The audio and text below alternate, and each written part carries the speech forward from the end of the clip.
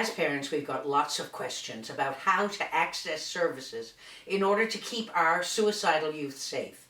Youth, parents, service providers, and experts in suicide prevention have come together to share with us what they found most helpful and most hopeful in their journeys, and to reassure us that we are not alone.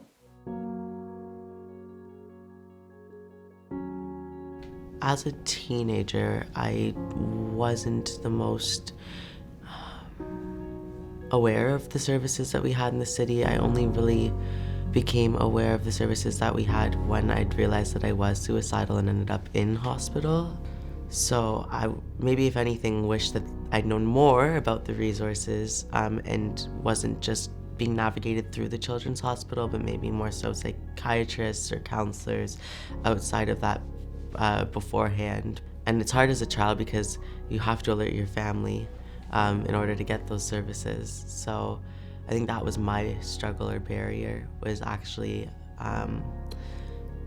telling my family that I was unwell, because I didn't really even know how to comprehend that as a young adult, a young child. So you have to do everything you can as a parent to get access to services for your child as early as you can. And part of the challenge is finding out what services are available. Often the sort of obvious points of contact, like your family doctor, don't know what services are available. So I found you just have to ask, and you have to keep asking, and you have to push, and you should get on every waiting list you can get on. And don't worry about the fact that when you finally get up, and it's your turn, your child's needs may have changed. Just be on that list, because it may take you 6 months, a year to get service. The first thing I looked for was a quick fix. I wanted it stopped. I wanted it all over. I wanted to be in control. And I learned very quickly that there is no quick fix. Big key is persistence. Don't stop looking. If one doesn't work for you, keep trying, because eventually you will find the one service that will work for you, or sometimes you need multiple services. You have to be persistent both in going to the services and asking for what it is you actually need. And that's really challenging for a lot of folks, because again, the persistence piece is you may have to do it over and over again until you find the right fit. I needed to really learn about the importance of, those triple P's: persistence, preparation, patience, and it's just a whole different world of compassion. It's looking at it differently and realizing it's not my crisis, it's his, and how to best help him through that. People would always encourage you to find other services that might be able to help you, and it's not always that they are able to help you. You have to feel comfortable with who it is that you're talking to or calling as well.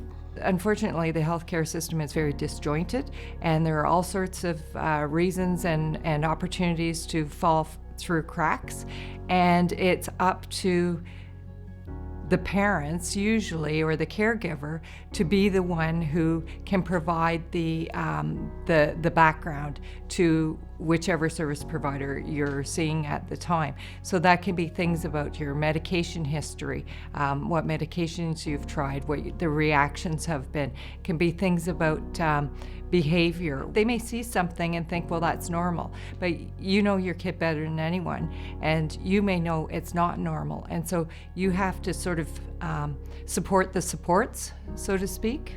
In the emergency room, when you go, they'll give you a list of services that are, they'll send you home with a sheet with a list of services. That's a starting point for sure. But also there are little pearls of wisdom that you can gain from other parents who are struggling with similar situations with their kids and their loved ones.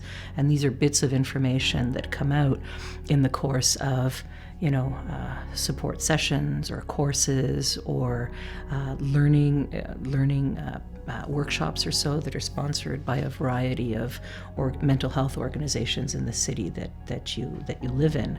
One thing I did was I was very open about the situation I was experiencing with my child, and was able to get referrals of different services through various friends. Sometimes it's difficult to share these experiences with people, but I found it was helpful for me to let people know we're struggling with something, and maybe there's, other people have other experiences, and they could say, well, here's a really good resource you can start with, and so I found that really helpful. Don't be scared to access services. Like, honestly, sometimes you'll be surprised who you stumble upon, who you're talking to. They might have, the same experience you've had, but I would say, like, don't be scared to access services at all. Honestly, it's never gonna be comfortable at first. It's very anxiety provoking, so you just gotta hit it head on, and like I mentioned, use your family supports if you do have them.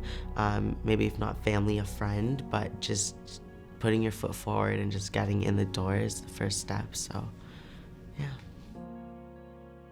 Visit the resources on Plio's website at plio.on.ca for more information on this important topic. And please reach out, because you know that together we can do so much to help our families move forward.